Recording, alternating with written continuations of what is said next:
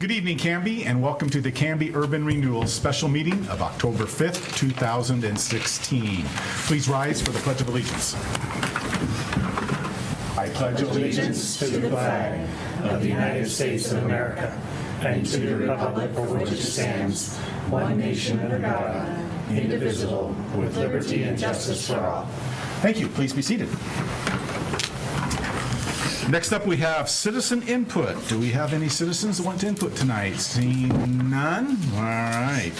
Nothing, Joe. Kim, do we have community announcements? I do not have any. None at all. And Rick, anything for announcements yet? I think I'll save my comments to... Say it. What's going on? Okay. Maybe I'll say it twice. That wasn't leading at all. That wasn't leading at all. We are, the entire city administrative, finance, planning, and library staff are now relocated to our new library and civic building. We are actually open for business on the civic side this week, effective on Monday of this week, and it's going as smoothly as can be expected when you move 4 or 5 different departments into one space. I will say that the move went extraordinarily smoothly. Our movers did a great job. City staff were just amazing in their preparation for the move, and we actually were ahead of schedule, so we're able to save a little bit of money on our moving costs, and we sped up all of our city departments, our administrative departments and planning departments by a full day, and everyone responded very, very quickly, and we were able to complete our move on Thursday rather than on Friday. And I was over today picking up a trash can that I forgot last week, and so we still have odds and ends that we're picking up, but I do have to compliment both the moving company that we hired and just the extraordinary job that city staff at both levels have done in the last month, maybe 6 weeks getting prepared, and in the last 2 weeks executing the move itself. So it's an exciting time for us. Exciting times. Long time coming. Yes. Yeah. Very good. I would also announce that we originally had planned for a library opening, a soft opening on the 8th of October. That's been moved back. We have some IT issues, and we want to make sure that we have all the public computers available, and so we're trying to coordinate between our IT department and library IT through Link and make sure that we have everything up and going. So it will be the 11th, the 11th, Tuesday, a week from yesterday, that they will actually have their soft opening, which is 4 days prior to our October 15th dedication ceremony, which will be a lot of fun for a lot of people. And those festivities start at 10 o'clock, right? And those festivities start at, I hand out a bunch of those, and I can't remember. It's either 10 o'clock. 10 o'clock. At 10 o'clock. I knew it was in the morning sometime. It's going to be a great day. It is an all-day affair. We'll have tours upstairs, and we'll have activities and events all day long at the library. It'll be a great day. Great day. Thank you, Rick. Cake for people that don't mind lots and lots of sugar. Goodies for everybody. For their kids. Very good. That's going to be a fun time. It'll be great. Next up, we have the consent agenda. Mr. Chair, I move to approve the consent agenda, which include the minutes from the September 21st, 2016 URD agency special meeting. Second. It's been moved by Vice Chair Hudson, seconded by Commissioner Hensley, to approve the consent agenda, which consists of the minutes from the September 21st, 2016 URD agency special meeting. All those in favor? Aye. Any opposed? And that carries 7-0. Next up, we have resolutions and ordinances, starting with URR 16-005. Kim? This is a resolution authorizing the use of grant funds to be appropriated to the materials and services contract line item from the Urban Renewal General Fund. Well, while we have been very busy constructing and moving into a new library and civic building, we haven't forgotten this large project that we're working on in our downtown City Hall block. As part of that Renata Mengelberg has gone out and done some extraordinarily good work in identifying a grant that is available to us in addressing some of the remediation requirements of our site. We know that in any old site there are issues associated with environmental hazards that have to be addressed, and this $60,000 grant that has been awarded to us will provide funding for Phase 2 environmental assessment and also to begin the remediation of both the police department and the City Hall building. We're excited about this as it gives us a leg up and a quick start. A developer that we have been working on has done a Phase 1 analysis and paid for that out of her own funds. We would be picking up this process going forward and working in concert with the developer to cause the balance of the work that needs to be done to be completed, and so we can have the site certified clean and we can move forward. Excellent. Very good. Any questions? Yes, Rick, so the Phase 1 has been completed, and what were the general findings of that for that particular study? Well, we think we've identified a couple underground tanks. We haven't positively determined what's inside those tanks, and we'll have to excavate in order to find out what they are. But we found some tanks, and those tanks will need to be removed. They're just a couple, and they're smaller tanks. We don't believe they could be fuel oil tanks because of the prior use for the PD building. That could be used motor oil or something along that line. So those will be removed. Additionally, we know that we have pretty high likelihood, and we haven't done this aspect of the Phase 2 analysis yet, high likelihood of having asbestos and lead-based products both in the City Hall and in the police building, and so we'll be doing a further analysis, and part of this $60,000 grant will help us to not only do the assessment but remediation to the extent that the funds are available. As you all probably do know, a building can't be demolished until the contaminants are removed from that building. So even though we are looking at the potential to demo, as an example, the finance building, we can't do a full demo on that building until we completely remove the contaminants from it.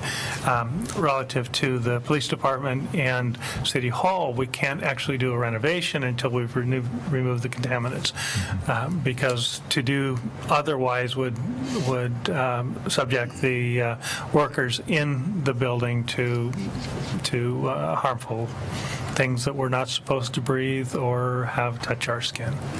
So it doesn't sound like any surprises, though. So these are things we've talked about in the past. Yeah, there are no surprises. The good news is there are no surprises. We thought that there was a very real possibility that we'd find some tanks. Even when we were doing the excavation at our City Hall, we found old septic tanks that we didn't know about, but we had suspected would be there, so we went through the abandonment process that we're required to do by DEQ. On this, it's the same thing. We follow a very straight standard procedure in first identifying the type of contaminant and then using the proper mechanism to remove the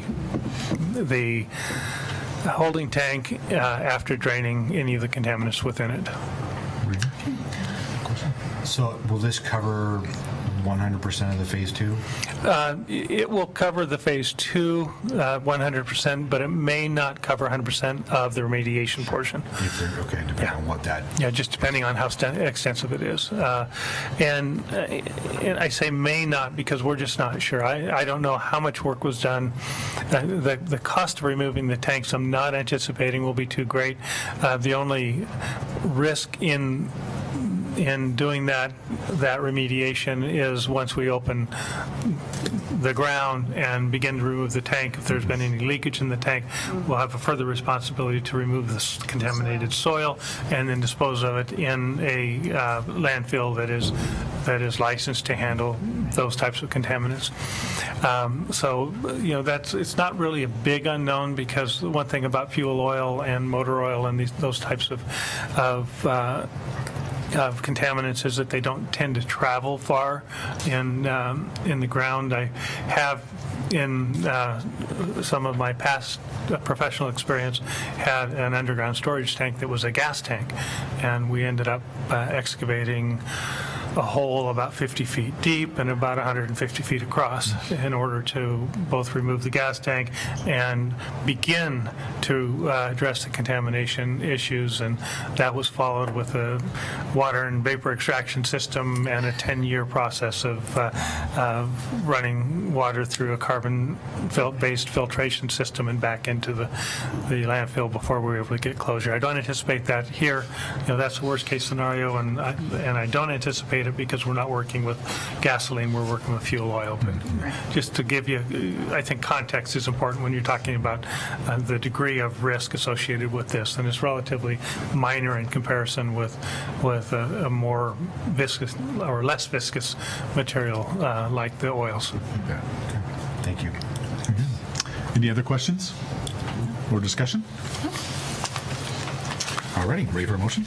Mr. Chair, I move to adopt resolution URR 16-005, a resolution authorizing the use of grant funds to be appropriated to the materials and services contract line item in the Urban Renewal Agency General Fund. Second. It's been moved by Commissioner Hensley, seconded by Commissioner Height, to approve URR 16-005, a resolution authorizing the use of grant funds to be appropriated to the material and services contract line item in the Urban Renewal Agency General Fund. Any further discussion?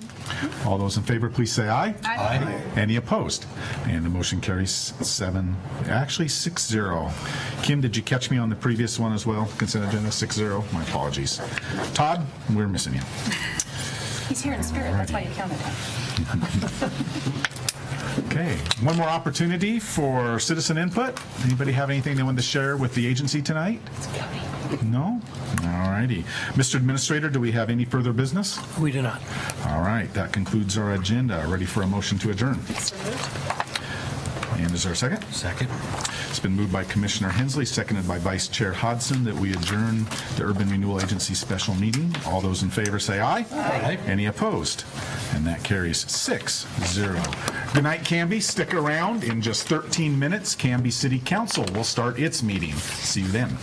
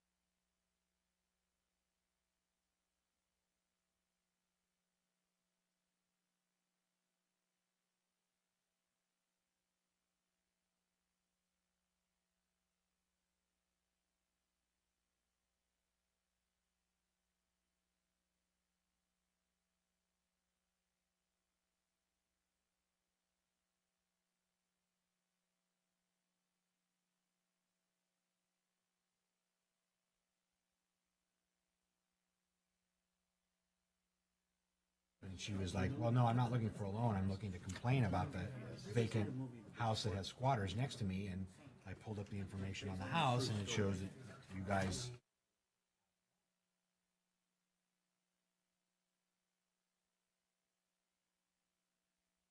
go. Wow.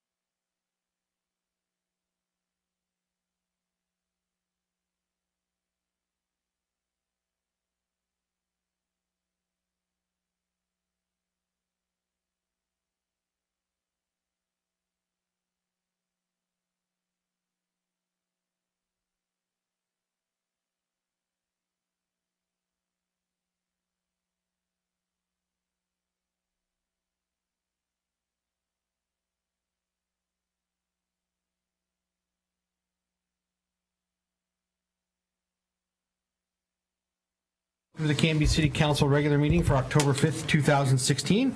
If you'll please stand for the invocation and the Pledge of Allegiance. Dear Father in heaven, I thank you so much for this wonderful city of Canby and all of the people that you have knit together into the family we call Canby. We ask tonight as a governing body for your wisdom and your insight, your vision, and your courage to govern properly. I just ask for your protection around this city and around all those who stand in harm's way to protect us at all levels of society. And I ask you to bless Canby and the state of Oregon and the United States. In Jesus' name, amen.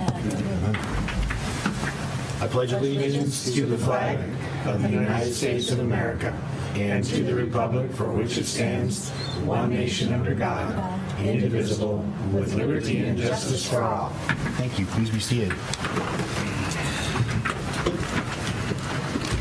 Well, welcome and good evening to the official last city council meeting in these chambers. Yeah. Before we move over to our new digs at the new civic building, which will be our next meeting will be on the, what is that date? The 19th? 2 weeks from today. 2 weeks from today. We will be 19th. Officially in our building and conducting our first city council meeting there. So take your pictures, any mementos, whatever. Don't take mementos. No, don't take mementos. Okay, everyone wait. Smile for Rick. Smile for Rick. Get in front, Cam. Shoot, Jesus. Smile, everybody. 1, 2, 3. You're on Canby. There we go. Very good.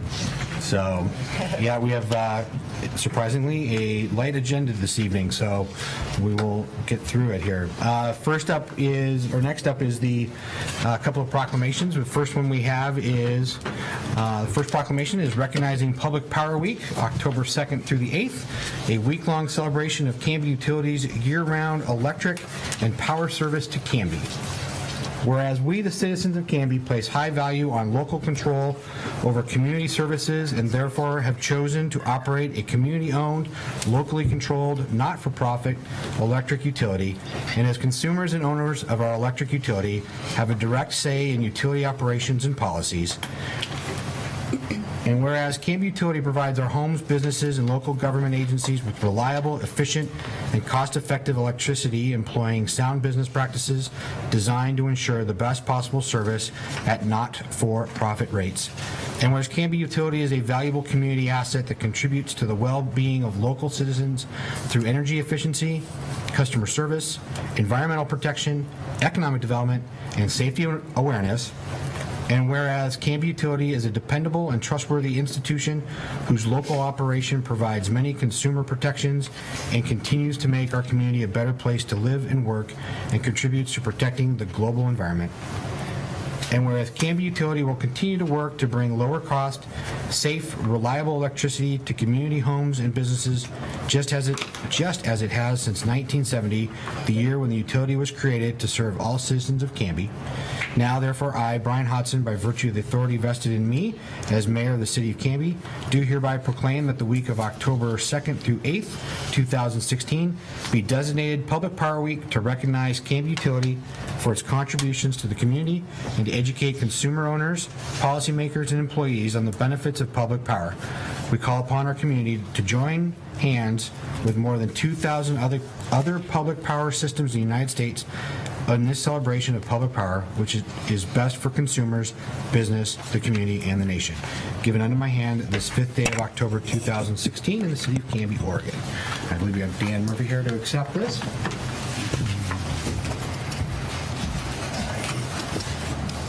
Thank you, sir. Thank you. Take a moment and say a few words. Yeah. And Mayor Hodson, again, and President Dale, members of the council, thank you very much for acknowledging, on behalf of the board, of course, for acknowledging Canby Utility and the role that we play here locally. This is actually Public Power Week all across the nation, so I'd like to take the opportunity also to acknowledge our employees here at Canby Utility. You know, they work all year round, all hours, whatever it takes to keep the lights on.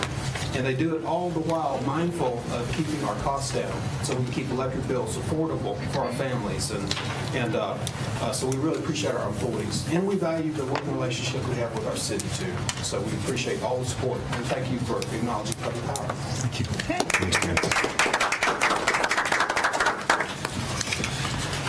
The next proclamation this evening is Walk and Bike to School Day. Whereas for more than a century, the bicycle has been a utilitarian, economical, environmentally sound, and effective means of personal transportation, recreation, and fitness. And whereas the city of Canby encourages the use of bicycles and walking as a means of transportation, and whereas the city of Canby recognizes the bicycle as a legitimate roadway vehicle and therefore is entitled to legal and responsible use of all public roadway facilities in Oregon, except highways constructed to interstate standards, and whereas the city of Canby encourages the increase of the bicycle and walking, benefiting all citizens of Canby by improving air quality, reducing traffic congestion and noise, decreasing the use of and dependence upon finite energy sources, and fostering physical fitness. And whereas the city of Canby recognizes the use of bicycles and walking as viable modes of transportation, endeavors to promote safe and responsible bicycling and walking, and is committed to incorporating the development and pedestrian facilities in the vision for revitalizing downtown Canby. And whereas the City of Canby's Bicycle and Pedestrian Committee and the mayor encourage all citizens to ride their bicycles or walk to work, to the store, to the park, to school, and around their neighborhoods with friends and family and neighbors in order to promote the personal and societal benefits achieved from bicycling and walking, and to experience the joy and fun of bicycling and walking. Now, therefore, I, Brian Hodson, by the virtue of the authority vested in me as mayor of the city of Canby, do proclaim today, October 5th, 2016, as Walk and Bike to School Day in the city of Canby, and do urge all those in the Canby area to support safe routes to school and promote this observance. Given unto my hands this 5th day of October 2016 in the city of Canby, Oregon. And Councilor Parker, would you I care to will deliver take that that? as liaison to Bike and Ped. Thank you, sir. And, great, way to go. I had the opportunity today to actually, one of the president of the Trost PTA organized a walk to school event today. So myself and my family joined about a small group of students in the rain, walking from the corner of from Ivy and Township, and walked to Trost today. So normally the kids walk, so it was a little bit longer walk than usual for them. So, and they needed the exercise, and frankly, so did Dad. So, yes, it was a fun time. So, yes, see, it's Oregon. Got one hand free to carry the coffee, and the other one the umbrella if need be. Our last proclamation this evening is regarding Domestic Violence Awareness Month. Whereas the crime of domestic violence violates an individual's privacy and dignity, security and humanity due to systematic use of physical, emotional, sexual, psychological, and financial control and or abuse, and whereas domestic violence affects all social groups, and whereas intimate partner relationships are a significant social detriment of health, resulting in negative health outcomes for survivors of domestic violence that must be addressed with trauma-informed care.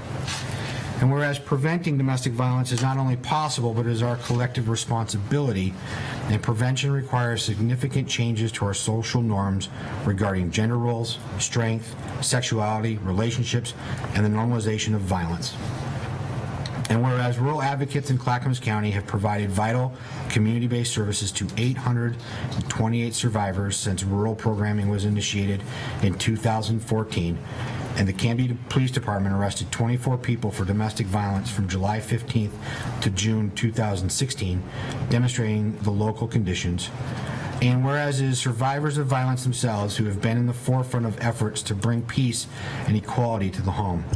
Now, therefore, I, Brian Hodson, I do hereby proclaim the month of October as Domestic Violence Awareness Month and urge all citizens to observe this month by becoming aware of the tragedy of domestic violence, supporting those who are working towards its end, and participating in community efforts. Given unto my hand this 5th day of October, 2016, in the city of Canby, Oregon. And Luisa Padilla is here to accept this.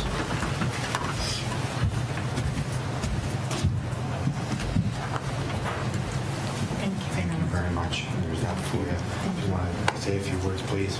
Yes. My name is Luisa Padilla, and I'm a rural advocate. I work at a safe place, and I work specifically with Latina domestic violence survivors. And so since it's October is Domestic Violence Awareness, we just want to give information to the Canby area. So, say hi. So the proclamation will urge all citizens to observe the month by becoming aware of the tragedy of domestic violence, supporting those who are working toward its end, and participating in community efforts. So I'm going to say some facts about domestic violence. 1 in 4 women and 1 in 7 men have been the victim of severe physical violence by an intimate partner in their lifetime. Domestic violence is the leading cause of injury to women. On an average day, 650 calls come into domestic violence hotlines in Oregon. And so, thank you. Thank you very much, Lisa. Thank you, Lisa. And Mr. Mayor, Yes. I know there were 3 members of our Canby's police force that also showed up in recognition of this particular proclamation as well. I don't know if they want to say anything, but Officers, anything? No? Well, I would like to thank them for all that they do, though. Yeah, thank you guys.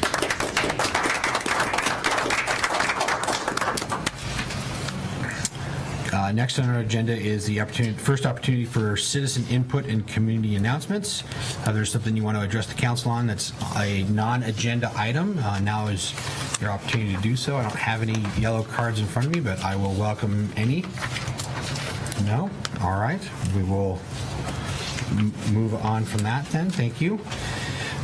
Moving into mayor's business. So like it's announced, so tonight is the last city council meeting in this building. We'll be moving over to our new building here shortly, and the grand opening for that is going to be on October 15th, where we'll be opening up, officially cutting the ribbon on the new library and the new city hall. It is quite a sight to walk along 2nd Avenue and to see the library, look in the windows and see the shelves filled with books and furniture being put in, and the hustle and bustle that is already occurring to get things set up. And then had the opportunity to go upstairs to City Hall yesterday. What is today? Wednesday? So Tuesday, yesterday. And it's great to walk in and main foyer and have everything, services right there and whatnot. So please mark your calendars, 10 to 4 on the 15th. Please come down. There'll be cake and lots of speeches and applause and tours and more cake. Yeah, punch, I think. Yeah, you come. Yeah, we get through the speeches and then we get to the cake and tours. So yeah, it'll be a great day. The library's got a ton of activities planned, which I'm sure Councilor Height will review and go over. But yeah, it's going to be a great day for sure on that. Tomorrow, I'll be attending the Clackamas County Coordinating Committee. As I've kind of been keeping everyone informed of that, it's a big piece for tomorrow's meeting is a panel discussing housing, and just coming off the League of Oregon Cities Conference. I think that'll be a really good conversation. It's something that a lot of the cities and counties are looking at. What things do we need to address, and specifically entry-level housing and low-income housing. So if any of you are free and can come, that'd be great. I know I'm dragging our city manager with me tomorrow evening, so he will be there as well. I had the opportunity to attend the Canby Center dinner and fundraiser event that they held a couple weeks ago. And what a great organization. If you're not aware of the Canby Center here in town, please do take the time and seek this organization out. They need our support as a community with time, finances, just whatever support you can give. They had a great, I don't think I've ever seen the Cuts First Town Hall quite so full. I think it was at capacity, which was great to see, and their goal was to raise $40,000 that night for dinner, and they had raised, prior to that evening's ask, had already raised half of it going into the dinner. So hopefully they went over that. I haven't heard, but it's, like I said, it's a great organization, so it helps out a lot of people within our community. So as I said, attended the League of Oregon Cities Conference in Salem last week. It was ran Thursday, Friday, and part of Saturday. It concluded with a gubernatorial forum, which was interesting for sure. Some definite interesting topics thrown out and discussed at that. I'll let you guys tune into the League of Oregon Cities and see that. But all in all, it was a great couple of days. I attended a number of workshops, one on tourism, 2 on transportation, which seems to be a big thing, and then coming up for us, and then 2 workshops on housing. Great pieces. Definitely for these. I know that Councilor Height went, and they took in 2 days of the conference, which was great. We had some overlap, and we had some different things, which was good. I will work up. I have not had time since this week but I will get like a one-pager on some of the items out to everyone to take a look at. Next year it will be in Portland, so hopefully we can cover some more territory. Renata Mengelberger, Economic Development Department head, was there, but I think she was there as in her other role as a commissioner, but had time to chat with her and overlap, and had some really good things from the tourism and also the housing piece, so that was good. A couple of takeaways. The transportation package that is so desperately being discussed down in Salem in the session coming up. It sounds like it's not a foregone deal, that may they're hoping to get something ironed out, but they won't guarantee that it'll be something that we can bank on, and that it may actually carry over another year if they can't. Right now, the big thing was that they've already have 4,000 pieces of legislation already submitted for the session coming up, and there's still 2 more deadlines to go before they'll turn it off. So one of the questions that came up was, what are they going to take out of the session coming up to be able to tackle this one? And there was a lot of, I think, blank stares and not sure. The other couple of takeaways, tourism was a big conversation piece that I sat in on, and I found it interesting. Again, we've had this conversation amongst the dais here about the tourism and how dollars are allocated based on heads on beds, and what drives that into a community. And it was an interesting conversation, because I think of a community like ours where we have limited beds, i.e. hotels or motels or those kinds of things, that we need to be maybe taking a different look at tourism, especially for a community as ours is more of a day trip kind of piece. How do we balance that aspect, and how does our partnership working with the county, how do we look at that differently?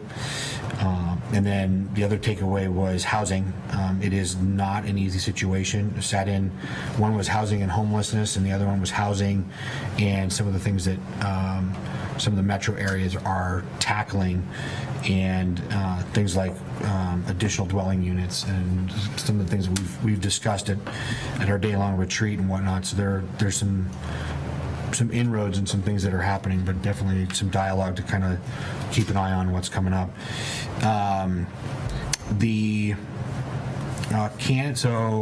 Canby, for those of you that are interested in knowing this, was rated as the #1 healthiest housing market in Oregon last month. So I think we can see that with all the houses that are going up and the hammers that are swinging. So that's I think that bodes well for Canby. Yesterday, attended the chamber luncheon, and the focus of that luncheon was tourism and draws to Canby. Some feedback on that was a lot of the things that were being discussed.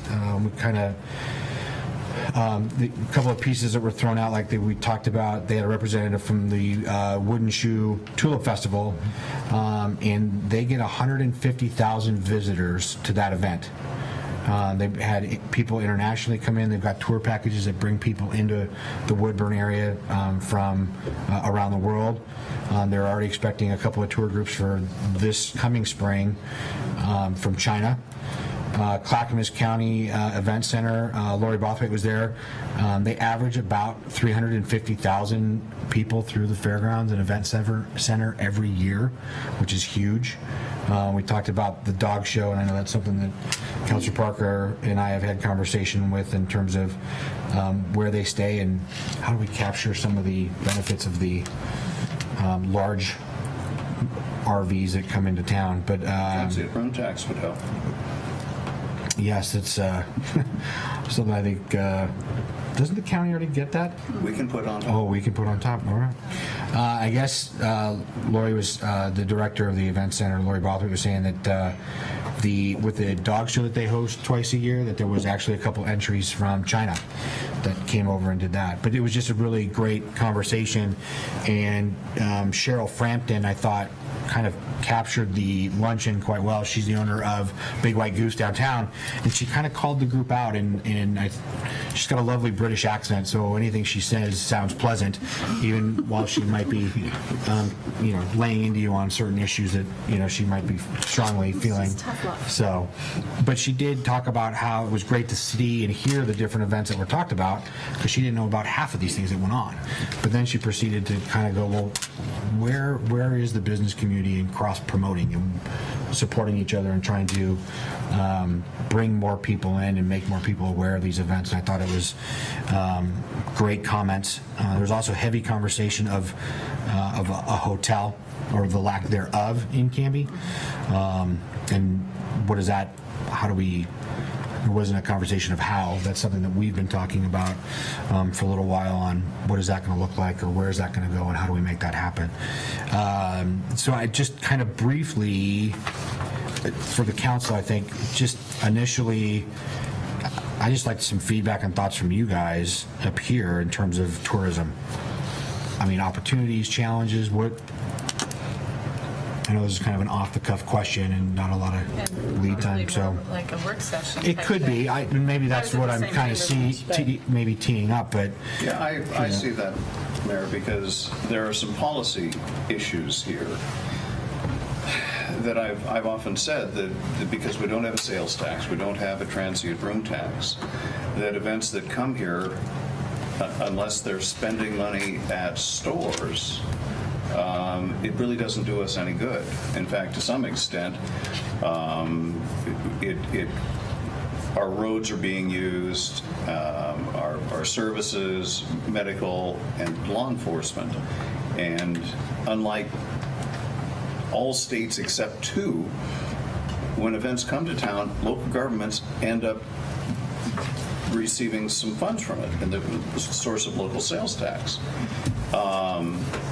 So I like the idea of what do we do until we get a hotel, is there a way for us to monetize the thousands of people that come into the county fairgrounds?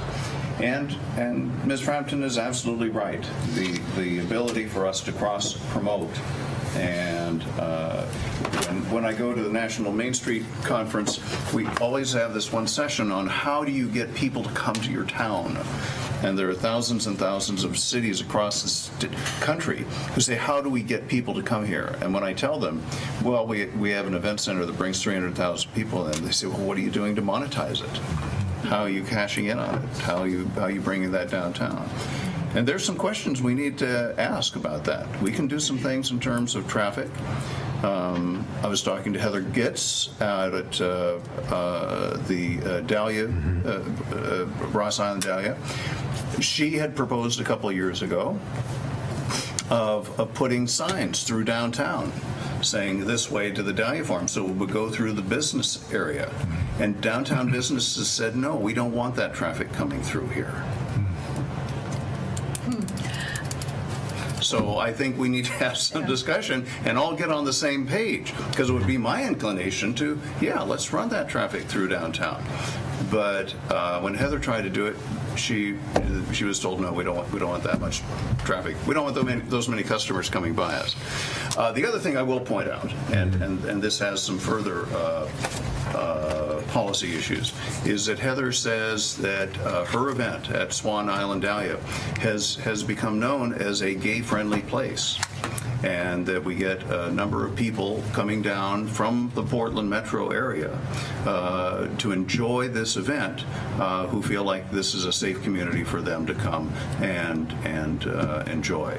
So I think that's another element of this, of us being a welcoming town to all elements of all communities. Mr. Mayor, yeah, I would just... One sec. Oh, sorry. Council Coleman had his hand. I was just going to say, I agree with Councilor Parker. I think that we need to embrace tourism. There's an awful lot of activities that take place in this community, and I think it's a missed opportunity if we don't embrace it. And I think there's nothing that you could do to do more to create a thriving business community than to recognize how you can just roll out the red carpet and embrace these people and make them feel really welcome. And if you think about, like Little Sisters, Oregon, for example, you go there as a tourist, you feel very welcome. They are open for business, and it's a fun place to go. And we need, as a business community, to welcome and embrace this tourism, because we do have an awful lot going on here. I do think that we need accommodations. I think that's a huge missed opportunity, but I'm very hopeful that we can get this right. Yeah, what I would suggest, if it were me, the business owners, that's kind of interesting that they wouldn't want, I don't know how long ago that was, but maybe Mallory and the Chamber Board can talk with the businesses and have their own little powwow about their ideas.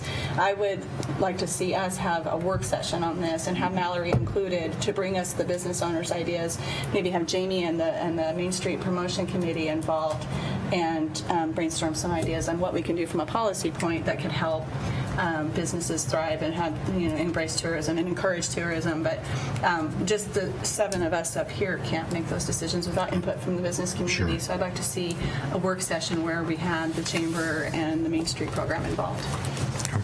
I agree with Councilor Hensley. I mean, it would be good to have the whole crew, like interested parties. We all have a similar goal here. Mm-hmm. So what is our role? And your policy question, Councilor Parker, is good. And that, in my mind, it's, what can we do policy-wise? So that would be helpful to know what our options are. And then in terms of, we have our goals. We had our retreat. We had our 3 goals, essentially. Would this be a sub-goal? Like where do we prioritize that? That would be a question that we need to ask, too. Like, where does that fall in the hierarchy? So those would be some of my questions. But now that we have momentum, it sounds like, let's lean in a little bit. We do. We have. That's the thing, right? So, Rick and I have had a couple of conversations just about the momentum of things. Mm-hmm. There is quite a bit of momentum on a number of things that we've got going on, and so it's also, understanding how much bandwidth our team, that is the city staff, can handle, over, what kind of a timeline are we talking about. And so, we've had, again, there's tourism, and does that fall in economic development? And how does, Main Street, all of a sudden we can quickly spin this pretty quickly out of control in terms of what a to-do list could look like. Well, that's why a good partnership with the chamber might be. And generally, it is, and generally, I think tourism falls under the guise of the chamber. Mm-hmm. However, I think we should and need to play a bigger role in how that gets funneled, perhaps. Yeah.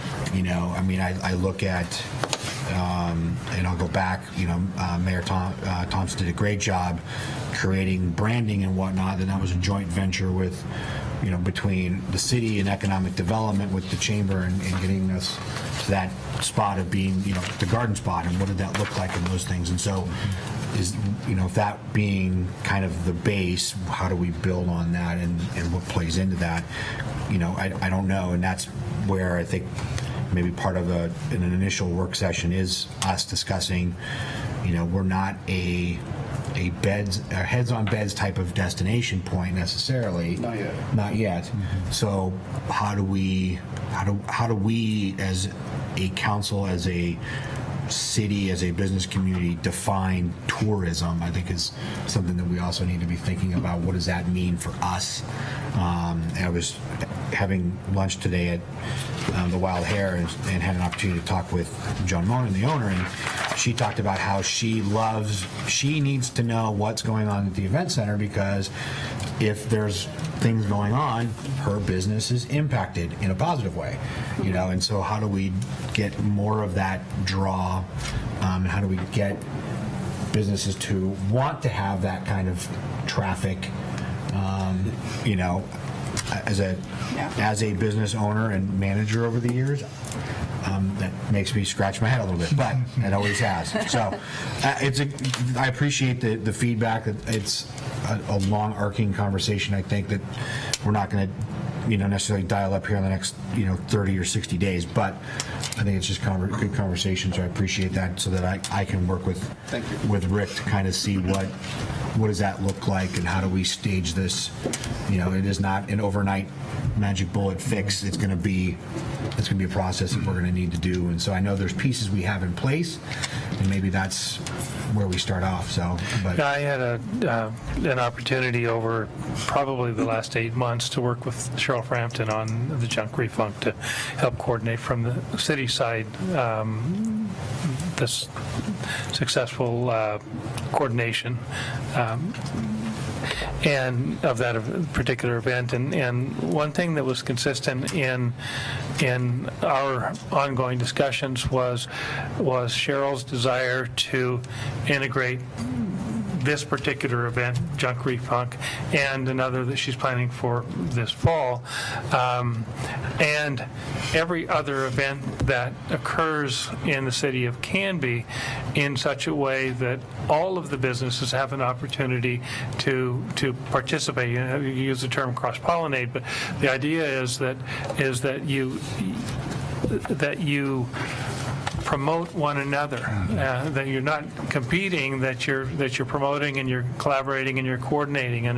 And she had indicated that it's her experience is that that's been a very difficult sell in this community. And I had a number of discussions, both with Renata and with Jamie, and with the mayor, and with Cheryl, and with others, business in the community, about what it would take to be able to bring our business leaders or business owners, business leaders in the community together in a place on an evening to have that exact conversation. And would anybody really even show up? Because that's kind of a big question. We've tried something similar to that in the past, and with some limited success. And so what can we do to with our limited resources, what could we do to stimulate participation among the business owners with one another? And, I think that the city can be a good, actually a wonderful point of contact. I think that we can be a great collaborator, but we can't solve the problems of the business community. We can be a resource that the business community can work with and work for and work through, but we're not going to be able to solve all of the issues. I do think that the one step that we are moving towards now, the creation of a ready client base in downtown Canby, if we're successful in our mixed-use development, will do wonders for this downtown community and for its ability to be self-sustaining and self-sufficient by having customers within walking distance. And I think that will have a great impact. One of the things that we talk about, I think, repeatedly, and I think it's that important. Daniel Pearson and I were having a conversation last week and about this very topic, and he says, you always come back to this point. Why do you always come back to this point? And the point is that and he thought, well, because maybe people were complaining and all. I said, no, because it's the most important element that we can contribute from my perspective, that I can contribute as a leader in this community, and that is to retain a sense of community and an identity within the community that tells people when they come in that this is a special place. And it can happen through what the businesses do. It can happen through what the elected leadership does. It can happen through what volunteers in the community do, something we greatly need right now. We need people in the community to step up, volunteer for the committees and the commissions and the task force and the working groups that sponsor and support the activities of the city of Canby. And support the activities that occur within the city of Canby that are not city of Canby sponsored events. And there are, for every city of Canby sponsored events, there are 10 events that happen through other nonprofits or private organizations. And we need to find a way to bring that group of people together, both from the business community and the private sponsorship. One of the notes I wrote down here is, how can we create a clearinghouse? We have so many great activities that occur, some of them impromptu. And some of them through months and months and months of planning and execution for a one-day event or a one-weekend event. And how can we be a clearinghouse? And we obviously use Facebook, but we need to be able to allow people who have an interest in coming to Canby, whether it's a day trip or a weekend, to be able to go to a place and say, wow, okay, on this date and on this weekend, all of these different events are happening. And it can't be just a Facebook page. It has to be something that has more substance than Facebook, which has tremendous substance, but we need to make sure that people that are participating in sponsoring or in any other way are involved in these activities. We need to make sure that we're able to properly relate to members of the public, both within our community, within the region, and obviously within the country, the activities that are available to them when they come to Canby. And I get really excited about this as I have the conversation, and then the realization is, okay, we don't really have a lot of time or a lot of money to do it, but so what can we accomplish with the limited resources we have? And number one is we have to have people in the business community willing to step forward and be active participants. And number two, we have to work cohesively and collaboratively as a city organization to support those efforts. Not to lead the efforts, but to support the efforts, because I don't think we are at this point in a position to lead those efforts, but I do think that we have very capable, competent, and willing members of city staff that can step in and make a difference. Yes, Mr. Mayor, I think one of the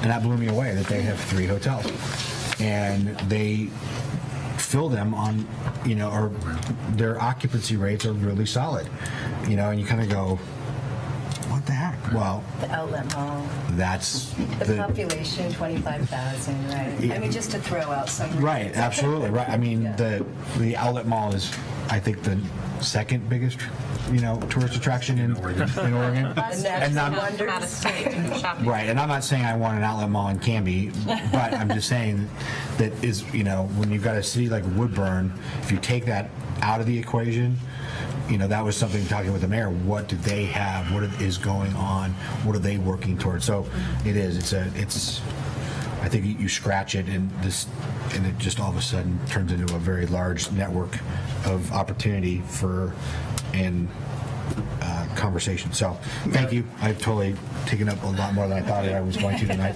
I would like you to pass along to Cheryl Frampton the thank you. Yeah. That it's one thing for someone to come in and say everything's nice, you're doing a great job, but tough love is what gets us better. And I hope that she will join us in this effort. I think it's more than just getting together the people who are interested. The trick is getting together the people who aren't interested. Our financial community sees no interest in joining the chamber. We've got one bank, and the rest don't participate. So the question is how of leading a horse to water. It's how do you make horses thirsty, and that may require us to do things in a different way that we haven't done, and ask questions in a different way.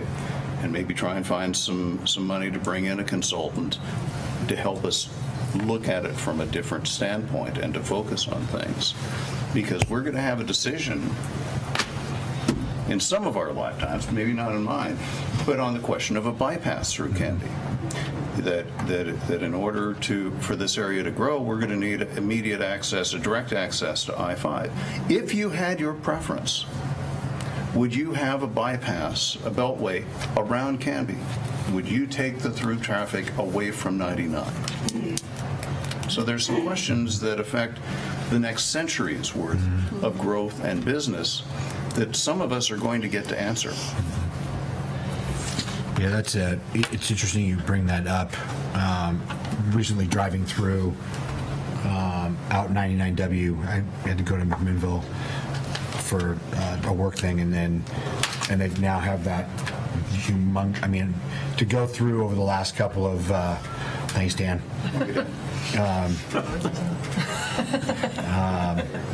To see, I've gone over there a couple of times in the last year and a half, but to watch the progress, to see that's an example of their bypass going through, and that's going to be, it's huge. It is like totally changed that landscape and that part of the valley over there. And 3/5 of our traffic on 99 is just going through. Yes. If we could take that off, would we? Yeah. How do we get that off the main drag? Right. Thank you, Mayor, for bringing this up. Yep. This has been a good discussion. So, all right, that concludes my business. We'll move into liaison comments and reports. Councilor Parker. Do I get to kick it off? This is the first time I've ever had a chance to do this. Quickly, I attended the Canby Education Foundation fundraiser on Sunday. Over the past 10 years, that's raised $500,000 for grants that go directly to teachers to provide them with tools and ideas to carry out things in the classroom. And I'm getting tired of mentioning Greg and Christy Perez as volunteers in this community. We need to get a few more. Greg was out there during the day moving hay bales out in the barn, and Christy was making the food. So thank you guys for helping make things work.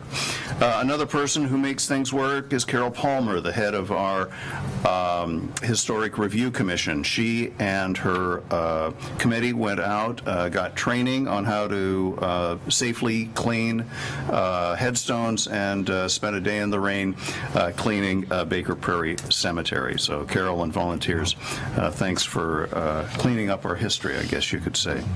And Halloween is coming up. We're going to have some activities at the library, some fun stuff at the new library, and also there's going to be a scary maze out at the event center, so talking about coordinating things.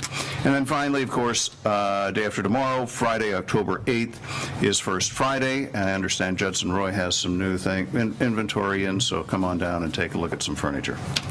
Great. Thank you, sir. Councilor Hensley.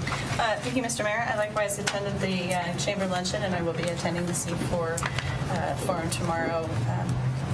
Part of my liaison assignments. The only other thing I have is, first I want to thank Louisa for coming tonight. I wanted to bring attention to a wonderful resource in the county. It's the Family Justice Center called The Safe Place, where Louisa works, and I'm hoping that maybe we can get some of these brochures, if we don't already have them, at the police department and City Hall. The Safe Place is a collective group of folks that the partnerships are the Clackamas Women's Services, the Sheriff's Office, amongst others, District Attorney's Office. It's a place where people who have suffered domestic violence, sexual assault, vulnerable adult assault, they can get support services all under one roof. And it's on Warner Milling Road in Oregon City, and I would just encourage anyone who found themselves in a place where they might need some assistance. They don't know how to get a restraining order. They don't know how court services work. Or they just don't even know where to go to get help. You can get counseling, support services, support groups, these kinds of things, all in this one place. So I would encourage you to look up a safe place and find a way to get help there. And if you aren't in a need where you need something like this, but you'd like to help, on October 22nd, it's a Saturday, 5:30 to 8:30 p.m. at Oregon Golf Club, there's a fundraising event called Pathways Gala and Auction. So it's in support of survivors of domestic violence and their children, and it's a way that you can help this cause of a safe place. So I just wanted to bring that. In light of Domestic Violence Awareness Month, this is just a beautiful resource in the county, and I'd like people to take advantage of it if they need. That's all I have. Thank you. Thank you. Council President Dale. Mr. Mayor, Canby Utility Board has not met since our last council meeting. They meet next week, so no report there. I had promised at our last meeting to report on the attendance at the fair this year, Clackamas County Fair, and Lori Bothwell announced at the Chamber luncheon that the attendance was 114,000, and that was down about 20% of average because of the heat. So it was a scorcher. It was we had 3 days 90 or higher, so very hot week. That's all I have, sir. Thank you, sir. Councilor Height. Thanks, yes. So the Library Foundation is putting on an event. It's on October 19th, 7 p.m. It's a film fest. It's called the Canby Homegrown Film Fest. It's during our council meeting. But that's okay. And it's a series of short films produced by Oregon filmmakers, and some will actually stay on site. They'll be there for a Q&A afterwards. So I'm excited that they're getting their creative juices flowing and doing their first event. So that's exciting. And tickets are $10 in advance with 15 at the door. And then the opening, of course, the grand opening. I don't have the whole schedule memorized, but I can give you a few little tidbits of what's happening on that day. Councilor Height. Right. So 10 a.m. is the ribbon cutting, but I guess it's outside, right? Aren't ribbon cuttings outside? Depending on the weather. If the weather is really bad, we'll try to move people into the foyer area, let them overflow a little bit in both directions toward the chamber, and we'll do our best. We have some overhang in the plaza area as well, so just depending on the weather, our intent is to do it just outside the main doors, but if the weather is not friendly, we'll bring people indoors. We'll just do the best we can. And if we have to fill the entire building, we will go to the PA system and allow the mayor to do a speech over the PA system. Great. Matter of fact, that'd be a wonderful problem to have. Yes, that would be a wonderful problem to have. Yeah. And there's a lot of children's events, too. There's face painting and henna tattoo cues for the teens. Probably adults can get in there. Counselor Dale, if you really want. And there's a story time, and there's a couple of live shows, like music, live music, and then there's a comedy show for all ages at 3 p.m., and then that goes probably till 4, and that's the end. So, Great. yeah. So share that on social media. It's going to be a good time. And then League of Oregon Cities, I went for those 2 days. I was sure grateful that we had the budget item this year for professional development. It was well spent, so thank you, taxpayers. Every dollar I thought was well spent. And I'll write up some notes. I haven't gotten all my notes together. You know, I'm a note taker, but I'll get them together and send out some sort of a 1 page or 2 on the takeaways that I learned from property tax reform and housing and economic development for small towns. Those are some of the breakout sessions I attended. But it was a good time. It was very informative, yeah.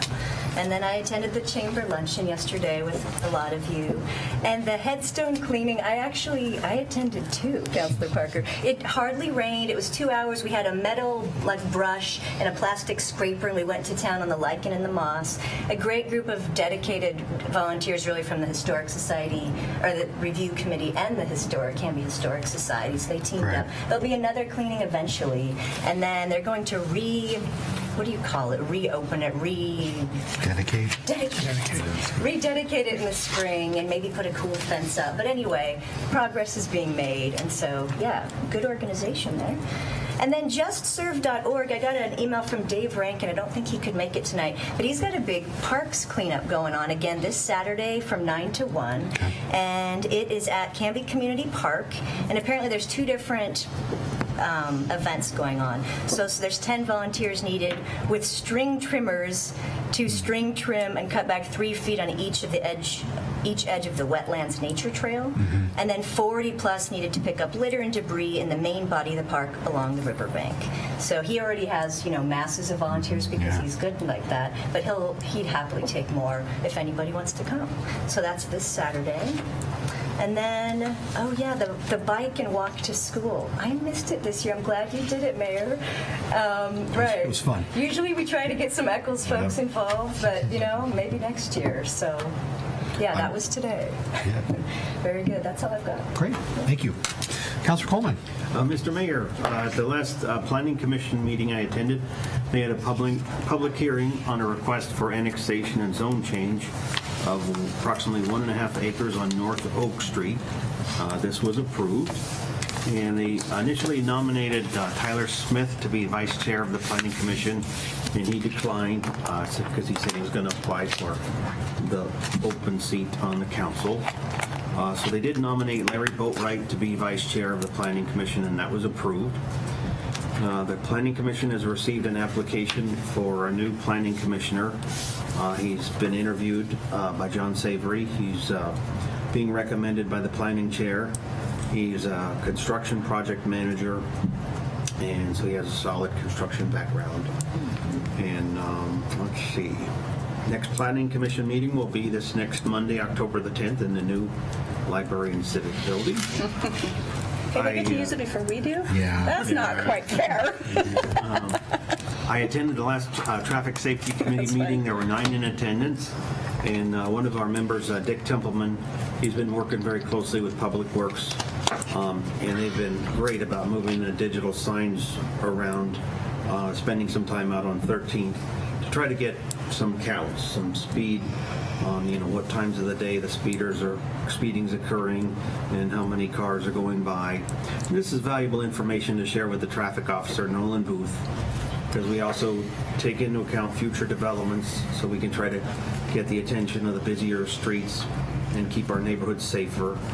It's challenging to get accurate street counts during heavy construction. The busier streets will eventually go on our wish list for future digital sign requests. And I also attended the Chamber of Commerce luncheon. I thought it was great fun. And just a couple other things. The Hair Fest, which I think is in its 6th year, has attracts about 6,000 people. Junk Refunk, 2nd year, about 6,000 people. In the dog show weekend, Lori said that I think there's 500 hotel rooms that are rented. So not the here. theme I got from that was let's embrace tourism, welcome our visitors, build a hotel and an RV park, and let's welcome this and help our businesses thrive. That's all I have. Thank you, sir. Takes us into the consent agenda. Mr. Mayor, I move for approval of the consent agenda, which tonight is just the approval of the minutes of the September 21st, 2016 City Council regular meeting. Second. Thank you. Motion's been made by Council President Dale, seconded by Councilor Hensley to approve the consent agenda, which just include the minutes of the September 21st, 2016 City Council regular meeting. Any discussion? None? Great. All those in favor? Aye. Anyone opposed? 1, 2, 3, 5. 1, 2, 3, 5. I count quickly. Okay. That passes 5-0, Kim. Thank you. Yeah. That takes us into resolutions and ordinances, which we have none this evening. Excellent. All right. Any new business? I don't see any. That takes us to you, Rick. Any city administrator business and staff reports this evening? Just a couple items. One, again, to reiterate the October 15th dedication and grand opening of the library. For those that weren't listening during our urban renewal meeting, I would like to let you all know that City Hall is open for business now, is in our new location at 222 Second Avenue. That would be Northwest 2nd Avenue, and 222 Northwest 2nd Avenue on the second floor.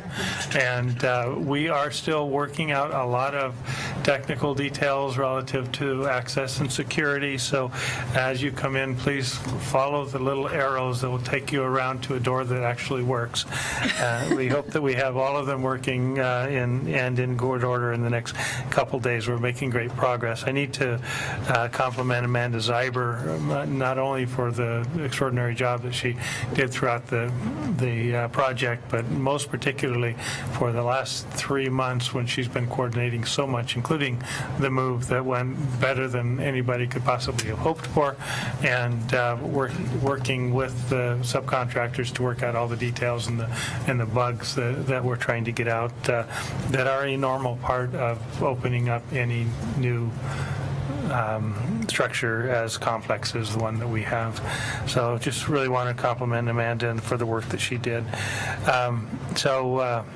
In addition to that, I would like to report to the council that in addition to attending tomorrow night's C4 meeting with Councillor Hudson, I am serving on the housing subcommittee for C4 as well. So be participating in meetings separate from your regular meeting and bring those results back to you as I get them.